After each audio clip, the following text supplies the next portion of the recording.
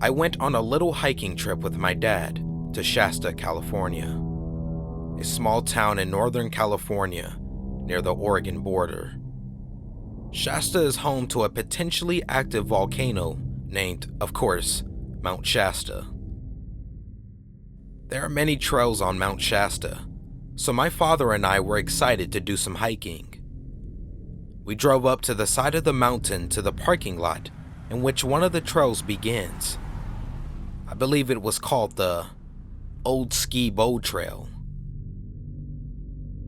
The landscape was a very barren incline, filled with rocks, boulders, dirt, and very few trees. About an hour into the trail, we came across a very odd assembly of these large boulders. They were arranged in a circle. We thought it was strange, but we continued on. If you look up pictures of the trail, you'll see much smaller rocks arranged in patterns and circles. My father and I only encountered 3 people. At least that's what they appeared to be at first. The first 2 were a father and son. We met them on a steep incline that went along the wall of a cliff that would then switch back as if it reached the top of the cliff. We stopped and said hello, talked about the trail, and then went about our separate ways. Here's where it gets weird. My dad and I kept walking up the incline for about 2 minutes. I turned around and I saw the father and son way down the trail.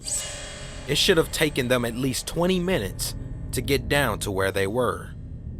But somehow, they were only there in 2 minutes. To this day, I have absolutely no clue how that could have happened. There was no one else on the trail at that point, and I could see the color of their clothes from that distance, so I knew it was them. I pointed it out to my dad, and we thought it was weird, but we didn't dwell on it, so we kept going. And here is where it gets so much weirder. As we reached the top of the cliff, there was another strange rock arrangement that was off to the side of the trail. This time, there were far more rocks than before, and they were now arranged in rows, almost like gravestones. We continued on the trail and reached another sort of incline with a switchback to reach the top of another cliff. We reached a point where we would need climbing gear to continue, so we decided to head back.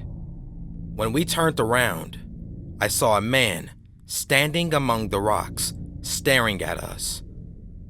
He was wearing a button-up shirt, cargo shorts, and a wide-brimmed straw hat.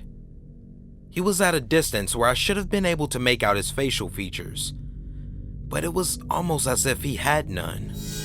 Like his face was just flesh and skin. I pointed him out to my dad, and then the man quickly dug down behind a boulder and was peering out at us over the top of the boulder. It seemed almost playful, like a child trying to hide. For a few moments, I was out of it, and I have no recollection of what was going on. According to my dad, I just started walking towards the man in the hat. My dad was calling out to me, Josh, what are you doing? Where are you going?"